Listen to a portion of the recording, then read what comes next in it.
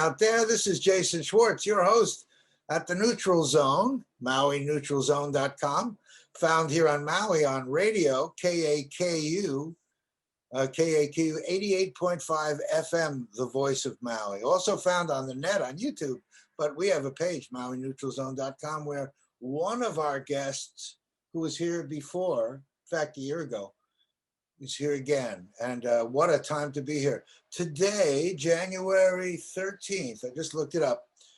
First time a president in our history was impeached a second time.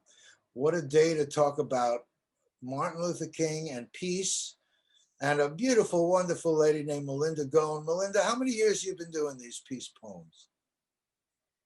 We're embarking on our 22nd year. 22nd we started year. Yes, of doing the peace poem for Dr. King. Actually, we began the International Peace Poem Project in 1996. So that's when I met you. That is correct. And that was so nice. That was 96. So that makes us 25 years old, doesn't it? Yes, and counting. Yes. Well, but that's very significant because right now, you know, I'm a firm believer that God has his own idea on timing. But we talked about times like now and how holding that vision of what peace is through our youngsters and through young and old, and encouraging them to search inside and to express has been your passion. I take you as you, and you know, you had a small and mighty band of warriors that started this, you know, and we can honor them together. The Maui Peace Poem Project, that was 1996, huh? That's right. And we were actually a small group of poets in Maui, and we began reading poetry together at this marvelous little bookstore, which is now gone. And 505? Was it right? Or was it at the wharf? Which one? It was at the wharf across from the banyan tree, the cinema wharf center in Lahaina. Upstairs in the back. It was a great. That's right. That's right. And two lovely ladies ran the reading, and there was a gifted young poet that very few people knew. His name was Christian, and he was a Vietnam veteran. And he also was very, very interested in our work. And a lot of people don't know about him. He came back and he had developed a heart illness, which some soldiers got. And he died young, but he loved our project and was very empowered by the idea that we were creating the world's longest poem on peace and trying to change world history, because right now the world's longest poem is not a peace poem. It's a Mahabharata, and it was written in India. And the basic premise of the poem is mankind is created to amuse the gods, if you will, and war is another way that they amuse the gods. And we thought it would be wonderful to change that paradigm and to consider that the world's longest poem would be an offering to God, if you will, or to us as human beings, and to create the world's longest poem on peace.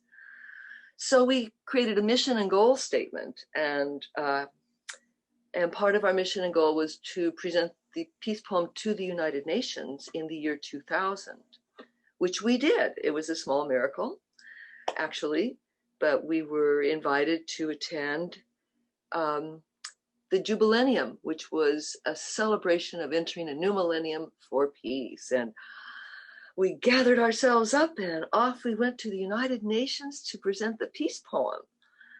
And there we were. It was just remarkable, with Harry Hope-Gary, and he at that time was president of the United Nations, and that was before Mr. Anand was. So that was 2000. And then later we were before. Were you here for Martin Luther King Day, or you were actually in Washington that time in 2000? Oh, we were here. We were marching. Do you remember you did a thing in front of the mayor's, in front of the county building, right? every year, and we still do. This is the first year we've missed. Well, we'll Do you be. have those? Do you have those on video to share with the world? I'm not that organizer, Well, so no. well, no, I'm letting you know because I think our audience will. The year 2000, I'm just putting it up there today on YouTube and on our site, Maui Neutral Zone, but also Maui Arts and Music, because an archive of video, and that's one of the events that I captured. And when I saw it, I thought, oh, I'm going to be letting Melinda and the world see 20 years ago the passion of what you just spoke about.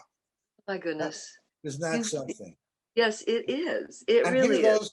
those kids now are big people, and those big people are older people, and the young that are coming along, you're nurturing and giving them a chance to compete, to show off and win an award to Well, celebrate peace. and to have their voices heard. I think that the marvelous thing, particularly about the students here in the islands, is that they create a certain type of poetry that is based on the world that we live in here.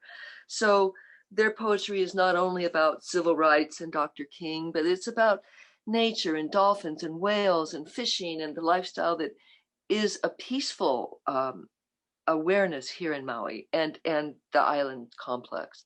So the poetry reflects that, and I think that these students, that these children have a special poetry. In fact, I have with me the winning poem from each island in the last year. And I wanted to share with you that we had over 2,000 students enter the yearly Dr. Martin Luther King Peace Poetry Contest. In 2021, we had 2,033 students statewide entered. And is that still going? Is that still the contest is still open now? Is open this year. We are again inviting every student to send us a poem on peace. We'll be putting all that stuff up for them. Good. Yes, good, yes, good. yes. And every school, every class, I've been sending out email invitations. Due to the COVID virus, we can't have an in-person mail out as I usually do yearly. So everything has changed.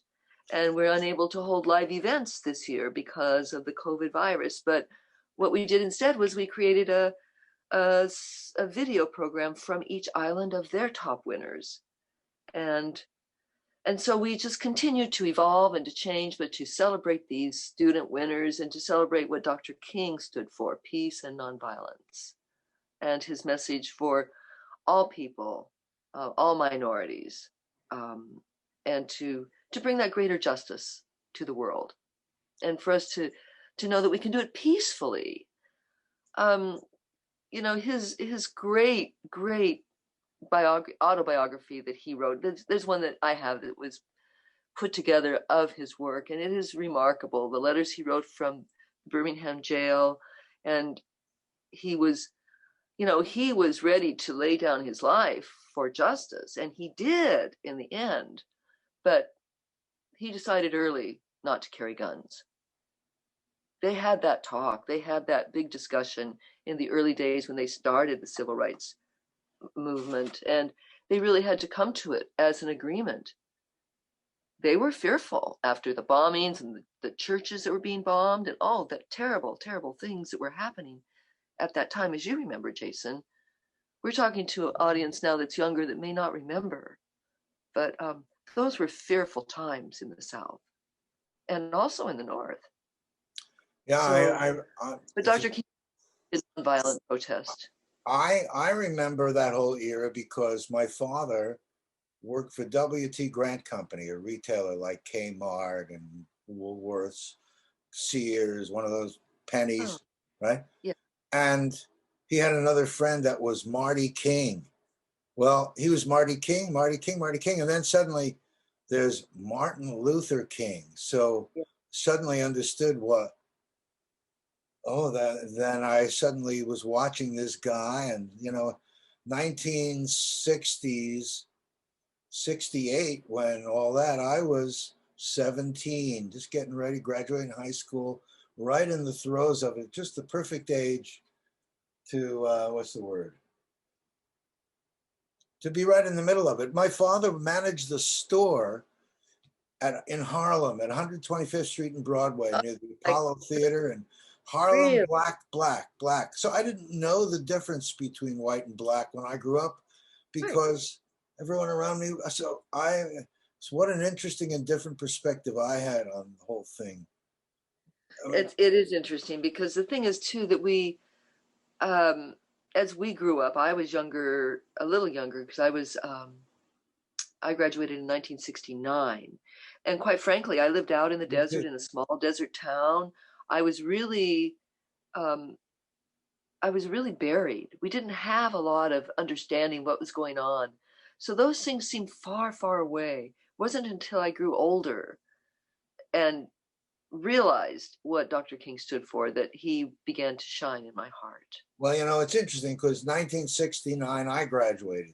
That was while I was in high school and growing up in an mostly all white school with one black girl named Janarda Prysock, the daughter of a famous singer.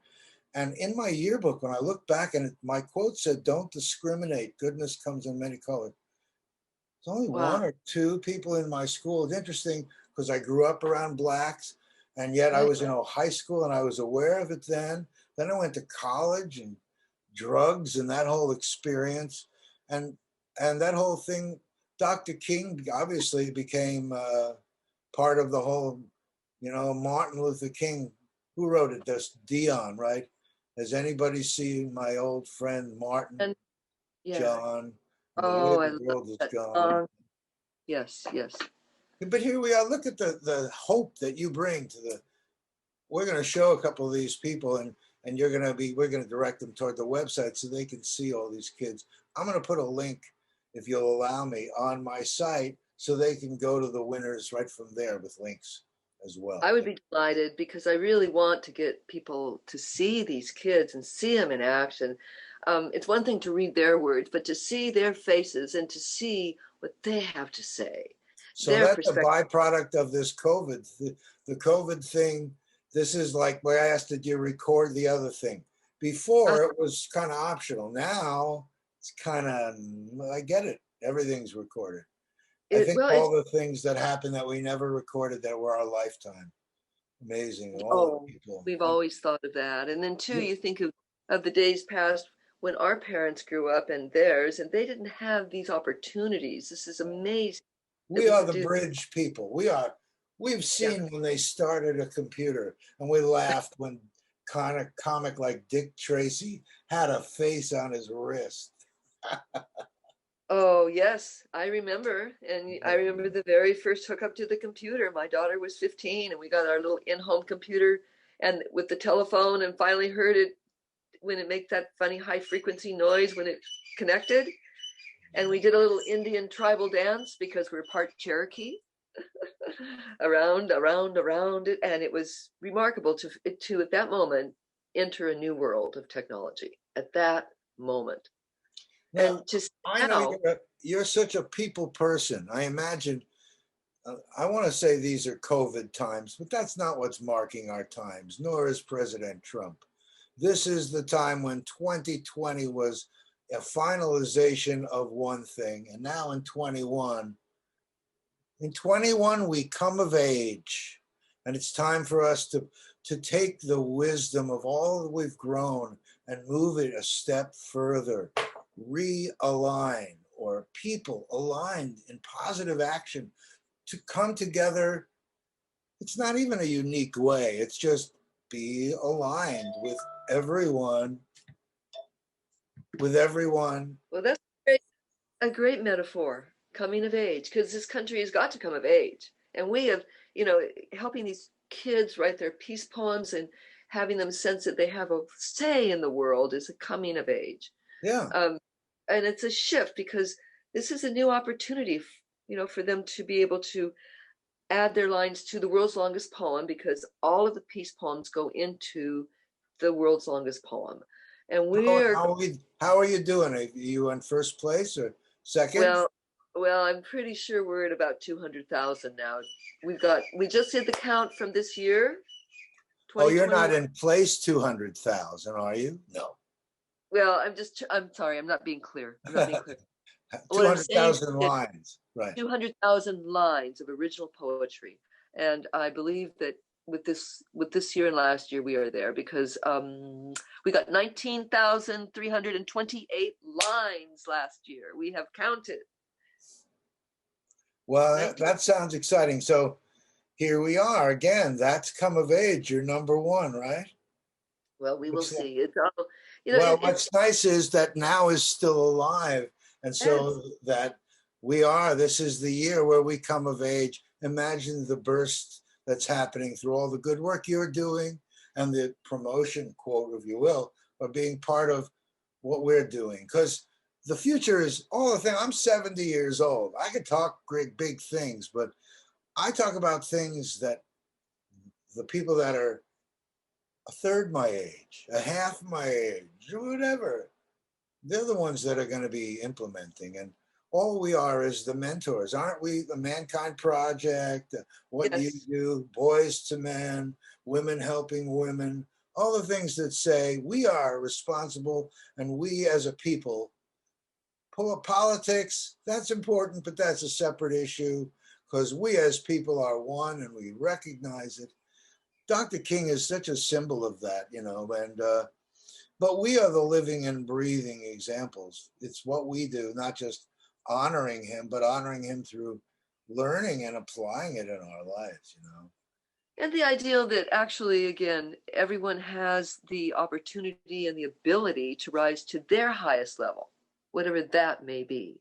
And therein is a world of variety. And that's what makes us what we are as Americans. We're also special because without all our incredible variety, we wouldn't have this marvelous ability to grow and change. I mean, we've never had a challenge in America that we couldn't overcome. People have said that, but it is true. And if you study our history, really it's remarkable what we have achieved. We had the greatest peacetime growth of national goodness and wealth in history, from the 1950s on. It was a remarkable time for you and for me and for our children, should we have had them, and our families and all of our friends and neighbors to grow. The problem is there's always disadvantaged groups. I was one. I was a miner's daughter. We grew up in mining camps. I know what it's like to go to a one-room schoolhouse, and I know what it is to run down the hill to go to the bathroom at night because we didn't have one in the trailer. I know what that is. I grew up with alcoholism. I know what drug addiction is. And I know that not everyone can escape. I know that too. I know that the cards are not stacked equally. And I understand that too. Because if you happen to be born into a rich and wealthy family or not, does it matter? No matter what your abilities are? Only if there's opportunities for you. Only if there's opportunity. But the wonderful thing is, here I am. I became a teacher. I went to the United Nations. Me, a little girl who grew up in a mining camp. And now, I look at a daughter of alcoholics and right. And here you are now, and I'm looking and thinking, and now you have opportunity after 20 plus 25 years of that to bring it to yet another level, because we're going at the world from the idea that Maui arts and music expresses its visual art, healing art, culture of the islands, and educate people and be an example to the world. So here are the youth who are the jobs going to be when they learn how to do techno and do video and be part of these productions we're doing here? Who is the music? Who is the art? How are we going to share the culture?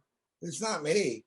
It's what is and what will be. And so that's what we are. We're the framework. I like to say, we really are the foundation for which the future stands on our shoulders. And while we're here, more than just be the foundation, we get to be part of it. The technology changes. I feel so blessed. This COVID thing has turned everyone to say, wait, I can talk to Melinda and I don't even have to be in her place. Yes, I would love to give her a hug and I'd like to be closer and say hi to Gary and do the whole thing and see the kids. But now the kids know how to put themselves up on a screen and be shared with the world, which is the new whole thing is so changing. You want to go look for a job, it's on the net. You want to submit your resume, something reads your resume before a live person touches it to see if you said the right keywords. What's that about? It's like the world has shifted. You guys have numbers. You have so much information. The key is discernment. So maybe through introspection, times like what you do through people. I really praise what you do because you created an environment, Melinda. Well, I think too that it's just to have opportunity and to give these children an opportunity to write, an opportunity to express themselves, because there's so few ways that they can make what they have to say concrete in the world. And that is where we really have to help them believe in themselves, that what they do and what they say does make a difference. And these little folders, that I've got 300 of them for this last year. We have all these children that wrote poetry. Every single paper is a person. I've got, like 2,033 persons standing in this room with now, have you seen, for example, maybe that's a thing we'll do together, sending something to the people that were there 20 years ago to see what they're doing now with their writing and what they want to do with their kids and how far and wide. What, the word pandemic has a negative connotation, but what would happen if something good has that infectious, incredible experience of sharing love and what this can represent? Even in spite of what's happening around, what if we ourselves create that world through this opportunity? That's why this is such a powerful thing. May I put a couple of things on screen while we're talking? I know I won't forget, but thank you very much. Yes. Let me just see here. Let me try to share screen. Let's see if this does. This should do it. Can you see that, Melinda? Oh, there we are. Yes, I can. See that? Okay, so can you see this Dr. King website thing? Yes, I can. Thank you so much. It's perfect. Now, we've got the Dr. King website, and where is you send is it large enough for people to see? Let's make sure. I think they can see it. Peacepoem.org is the website, right? That's correct. And poem@maui.net is where they submit their thing. Is there any kind of deadline? Yes, what we want them to do is send it to us by the end of February, because the contest is to celebrate Black History Month. Okay. So every year we ask every student to send us their peace poem. Now they can do it as a class with their teacher, or if they want to send us a poem independently, we're happy to accept independent entries. We just think that everyone needs a chance. And here just you see me standing by the grand prize winner for Maui County. This was Isla Harris. She was in 5th grade last year, 10 years old, and she wrote a remarkable little poem. And you have it with you? You have it with you by chance? I do. And I'm standing beside her, and I'm presenting to her her grand prize, which is the painting of John Lennon. And it was painted by a very well-known artist called Davo. He's a wonderful guy, isn't he? Anyway, I have long and good memories when we went and met at a Bob Dylan concert years ago. Here on Maui, we're such a small community. He's a beautiful guy. This looks like John Lennon, and imagine, I'm sure she was thrilled with such a beautiful thing. And just, do you have her poem here? Or I guess people can listen to her delivery, right? I can share it with you. And she's holding in her hands the certificate from Governor Ige for her grand prize. So she received her certificate of honor from the governor, as well as the grand prize for being our grand prize winner for Maui County. And her poem is entitled Better Together. And she writes, "A rainbow is not just one color, but many colors in the sky. Every color has a story, just like you and I. We all are different people, but no one is the same, because no two colors are alike. We are all a special color, not just black or white. No one needs to be mean, and not anything in between. But altogether we are one and powerful like the sun. We are beautiful on our own, but stronger and better together. So stand up and fight for what is right. So stand up for what is right. Do not fight. Live in peace and keep the love in your heart bright. Now that's an extended metaphor.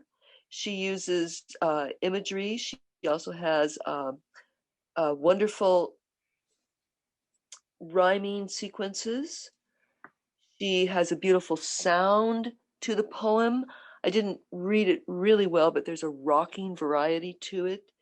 And she does a wonderful comparison, not only with us as individuals, different colors, but also with us as being part of a planet under the sun, everyone all in unity. And her poem strikes a huge chord among many, many great themes. So the reason that we chose this poem was because of the originality, the content, and her overall theme of oneness, her ability to bring in unity, and also what Dr. King stood for was nonviolence and peace. So she wrapped it all up for us and gave it together, got it together with a bow. She did it all. And 10 years, Fantastic. it's a remarkable poem for a girl of that age. I know, because I read 2,000 of them last year. We all do. I mean, I'm not allowed to judge really. I sort of pass out popcorn and keep everyone working. The poet judges come, and we separate into group. Every group has a captain. We go through island by island, school by school, and pick winners from every class. So it's quite a wonderful process. And then out of that process comes our grand winners, which we call the Golden Circle, of the top winners from every island. About a dozen of the first place winners. They're so wonderful that they go into the circle. Wow. And then from that circle come the grand prize finalist and the grand prize winner. So this little girl has gone through about 6 judging rounds, actually. So by the time you're done, and how many people, I guess, not only you have to read them, you have others join you because it's so overwhelming otherwise. Well, I was in on one year. I really always enjoyed that so much. Yeah. So we have a panel of judges every year. It just, and they're often retired. Well, we have two retired principals. We have a lady that used to teach at the college that comes. We have a number of retired and active teachers and artists and volunteers that are really there because of their delight in poetry. And I feed them lunch and they go into groups, and it takes 2 days now. We do it often for 2 days before we're done. It's quite a process. Well, excuse me if I seem distracted. I think I'm a big Zoom guy, and then I can't figure out how to go back from sharing a screen to not sharing a screen. Well, it's fun for me because I get to look at that instead of at me. I was going to say, let me bring up some other view, then, which is. Oh, good. This. I'd like you to see, this is our prize. Now, this was really a special prize. It was donated to us by the Polynesian Voyaging Society. Wow. That is a photo of the Hokulea on its worldwide mission of peace going through the islands in the South Pacific. And this is a limited edition. It only came to us. We created only the prizes for this year. And so this is a keepsake. And of course, at the bottom, we have this very special quote from Dr. King. No, no, we are not satisfied, and we will not be satisfied until justice rolls down like waters and righteousness like a mighty stream. Is that in the famous? Actually, that is a quote from one of the wonderful talks he gave. This was Christmas, and if I remember correctly, because I looked it up carefully. This was 1963, and a very wonderful talk that he gave to a group of, very well-known people. And this particular quote, I thought for this year would be very, very important. And And then, it's really interesting. That's great. That of course, wasn't the I Have a Dream speech. That was another quoted speech. Really good one. Yes, and every year we choose a different quote to go on our prize posters that are donated to us. But this year, particularly in the year of Black Lives Matter, important that social justice and that justice be seen as something that will roll over us like the waters, and we deserve it. This nation deserves it. The earth deserves it. I'm just trying to make sure I get things on screen. It's very funny that I can't figure out how to. If I stop video, then I'm not doing video, so I don't want to stop the show. Stop share. That's probably it right there. Oh, there you are. Excellent and well done. Anyway, I want to make sure that once again, it'll be written on the screen, but peacepoem.org is not only your site, but that's where you have links to the shows. I'm going to put them up also at Maui Neutral Zone with your show in the description. Actually, no, the shows are not linked into the website as yet. It's one more thing that we need to do is update the website. But I'm happy to have you show those links in there. That's wonderful, Jason. Thank you. Thank you so much. If you send them to me, I'll put them on the website translated like Oahu, Maui, Hawaii, Big Island. So people don't have to look at anything. They make it easy for them.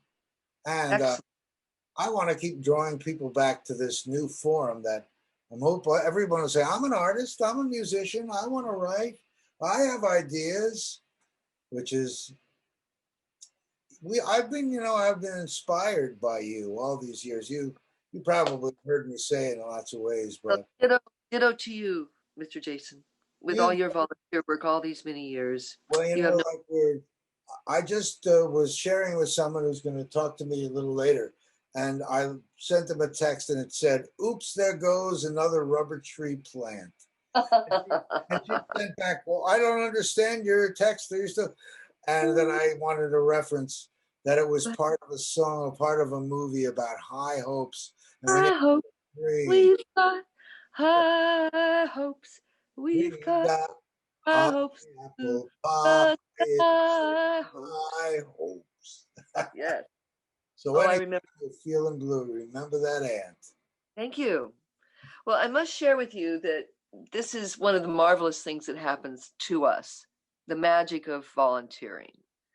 I was sharing with Davo, who presented to us this marvelous, marvelous gift. And he and I have become very close in terms of our work and our love of peace. And he loves the project. It gives him an opportunity. But he and I were speaking about the earth and how fragile it is and how important it is. And we then learned that when the first moon landing happened in 1969, he, like I, like so many others, I was transfixed. I was stuck in front of that TV watching the moon landing. You couldn't get me away. You couldn't get me away. So what he did was he said to me, "Oh, Melinda," he said, "I'll have to give you a painting of the moon landing." I said, "Oh, that would be wonderful someday, Davo." And I thought no more of it. So let me walk away. I will be right back. Oh, great. Aren't those great Hawaiian Tibetan flags behind you? And there is, up a little bit, oh, perfect. The moon landing. Wow. What day was that? Do you remember what day that was? Let me see. That was, I'm thinking like June 26, 1969, something like that. But anyway, Davo presented me with this painting. What a beautiful. And I just, I was and am overwhelmed because, it shows the great generosity that this project is full of, the great generosity that moves people's hearts. I have And a day glow picture with young Elton John over yes. my bed from Double. Oh, He's yes. just a fun guy. I like him. Never alone. But you know what? Now I look up and I'm on the Sea of Tranquility. That's a beautiful That's image. helpful. That's helpful because we all have to saddle up and be really strong this year, be really, really strong and make it to next year and stay healthy. I have to go down and get my vaccination. I'm rolling up my arm. I'm the first in line. Well, As soon as I'll be ready. I think that you're not old enough yet. Neither am I. But I know I'm, some people that have gotten them and they speak about they're very happy they did. And they got a oh, second shot. One guy's got a second shot. yes. And, I mean, we're living in these times that none of us, excuse me, except the soothsayers could predict. But hey, um, what happens through these times, that's up to us. Well, it is largely, but remember, it's a molecule. It's Oh, a yeah. molecule. So a new molecule has been introduced into our universe. It's a. I spent 30 years in medicine. What You was know, introduced? COVID. This new Oh, particular. It's not a. This is not a bug. This is a molecule.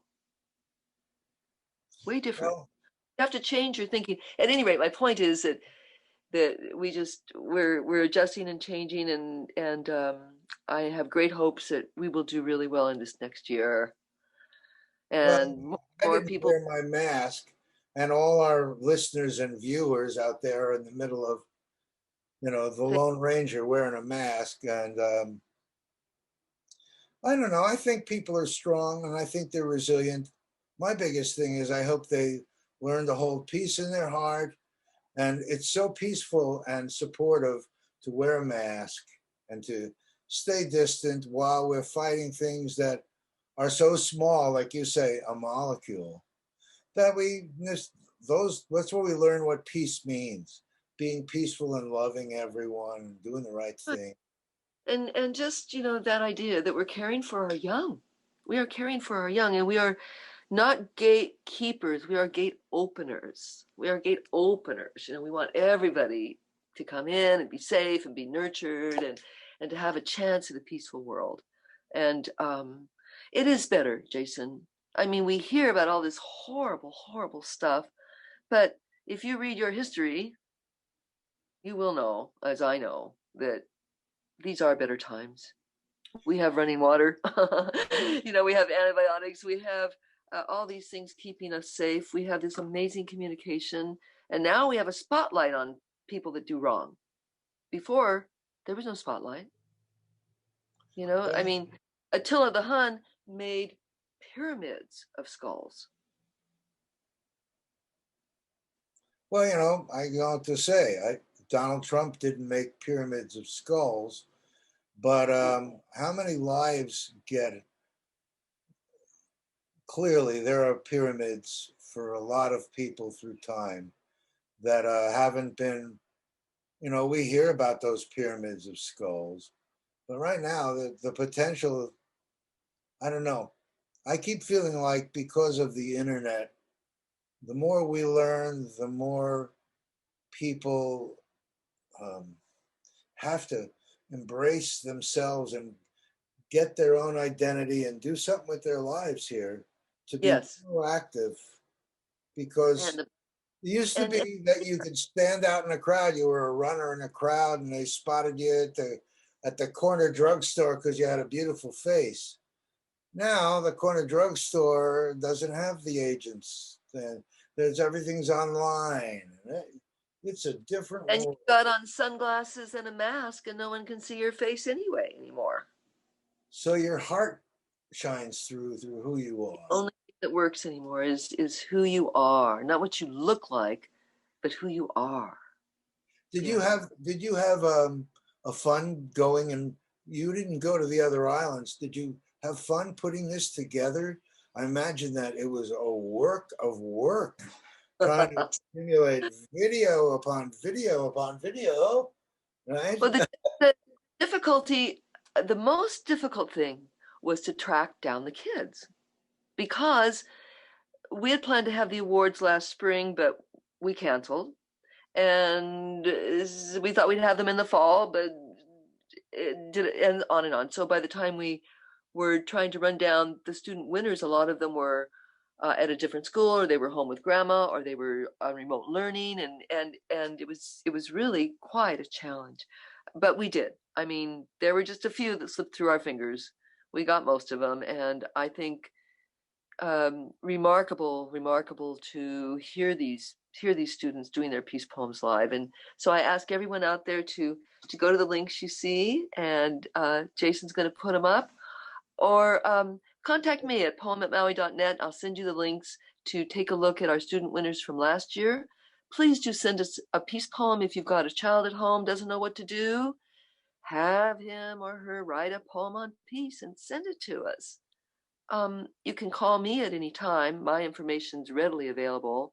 Just go to peacepoem.org and you will find me, and I'd be happy to work with you and to share with you. Teachers, we want you to come to our project. We welcome you back if you've been there before. Come and have the kids write on peace, and we'll pick winners from every class, and your children will have a chance for a greater way of showing the world what peace in the island is all about. And we thank you. We thank you, Jason, for your good work, and ask you to keep on the neutral zone, which is what it is, neutral, to give everyone a voice. So important in these times. And we have interesting guests coming. I mean, different people with all kinds of viewpoints. But I think we have that common thread of I'm very much granting someone a chance to share what they want to share, and, you know, don't feel like they have to be defensive. If someone, you know, has an opinion, they'll hear me say something. But, you know, I guess that's the reason I get the guests I do. I'm creating a better world through sharing great people through this. And you're one of great heroes. is.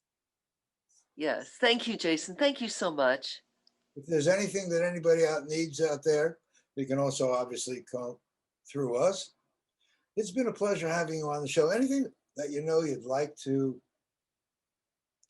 cover or share, or want to say hi to someone, or? I would like to say hello to two people, particularly on Kauai. I'd like to particularly thank Senate President Ron Kouchi for his support, and former Mayor and Councilwoman Joanne Yukimura for her support and inspired counsel all these many, many years. We thank from the Big Island, Sherry Carden and Roberta Goodman, who have been our Peace Poem coordinators on the Big Island. And certainly on Maui, we must thank Jason Schwartz, who was a supporter from the very beginning. And we have our Maui poetry judges and all of our supporters there.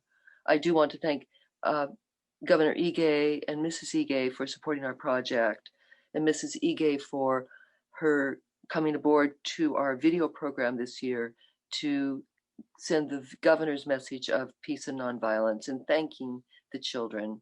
I do want to thank the mayors statewide for their support and their encouragement over all these many years, and to the teachers of each island for working with us.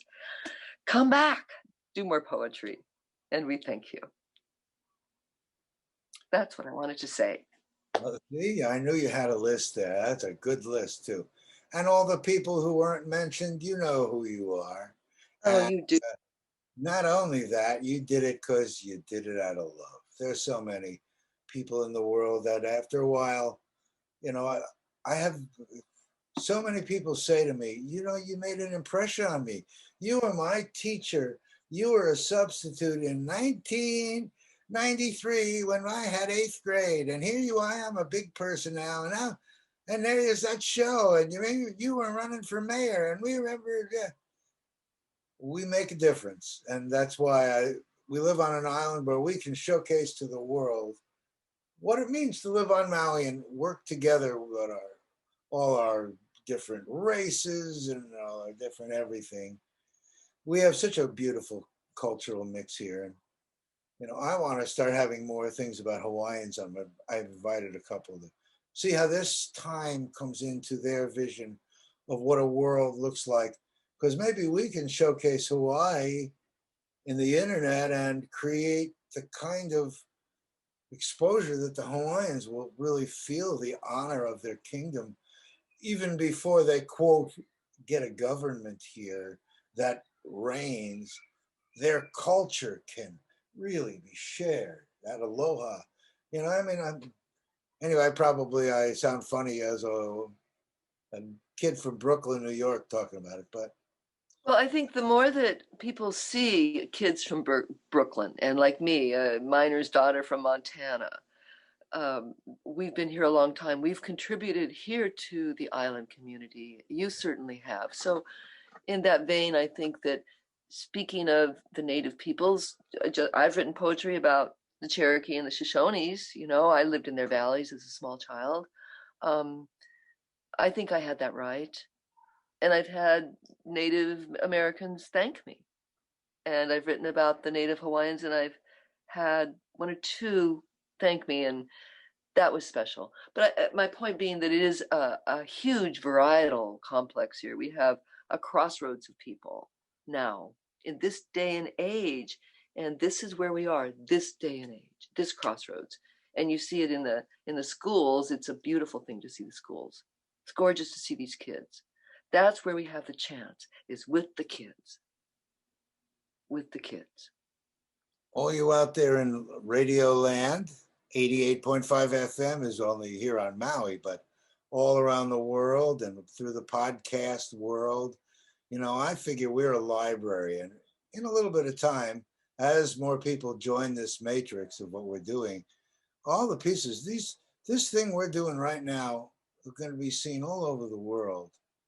And so your bright light is really very much appreciated. You're a beacon of Oh, beautiful love thank and you. peace, Melinda. Thank you for being here with me and with the people of our island and of the world at the Maui Neutral Zone and peacepoem.org, I guess. And what is the thing again? Poem at Maui.net. Maui.net. I want to remember that. So kids, you guys, what ages? I guess all kinds of ages. From how old? 8 through 12, bring them on. We accept all poetry. We welcome poems from all grades. We particularly welcome Hawaiian poems with an English translation. Hawaiian poetry is up for a special award from Governor's office. We realize that it is a landmark point of showing that the language is back living in the culture when you get the poetry. And we are now getting Hawaiian poetry, Oh, particularly the link to the Big Island this year showcases Hawaiian English with the English translation. So I encourage everyone to take a look at the Hawaii Island broadcast. Thank you so much. Yes. blessings to you, Melinda. Blessings to all you out there. And I hope you will join us again. It's been a pleasure, Melinda. Well, thank you, Jason. Aloha, ahui ho.